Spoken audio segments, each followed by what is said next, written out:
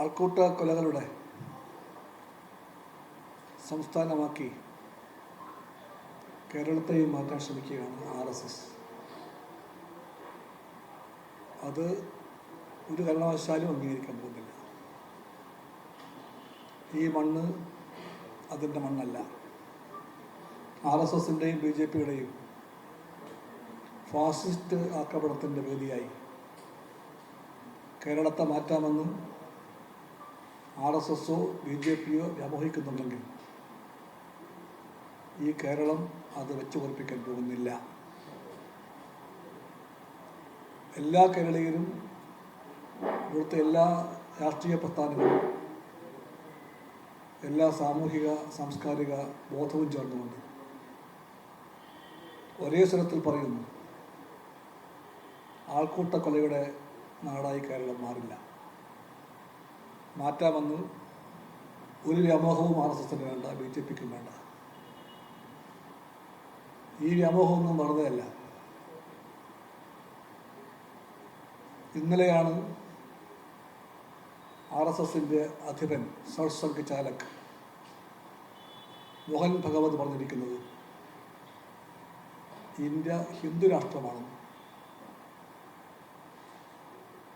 ഇത് ആദ്യം പറയുകയല്ല, പക്ഷെ ഇപ്പോൾ ഇത് പറയുമ്പോൾ അതിന് പ്രത്യേക അർത്ഥമുണ്ട്. ഇന്ത്യ ഹിന്ദു രാഷ്ട്രമാണെന്ന് ഇപ്പോൾ പറയുക വഴി RSSൻ്റെ അജണ്ട എന്തെല്ലാമാണെന്ന് ഗൗരവമായി പരിശോധിക്കണം.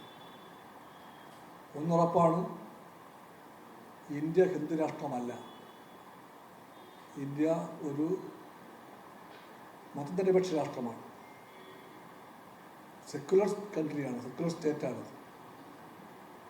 അതാണ് ഭരണഘടനയിലെ 1-ാമത്തെ ഭാഗത്ത് പ്രിയാമ്പിളിൽ നമ്മൾ കൃത്യമായി പ്രഖ്യാപിച്ചത്. To constitute India a secular democratic socialist republic എന്നാണ് നമ്മൾ പറഞ്ഞത്.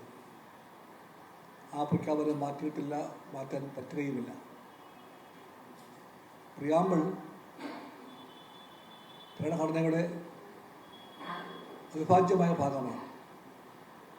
ആ പ്രിയാമ്പിളിൻ്റെ അവിഭാജ്യമായ ഭാഗമാണ് ഈ പറയുന്ന സെക്യുലർ കോൺസെപ്റ്റ്, സെക്യുലറിസം അഥവാ മതനിരപേക്ഷത.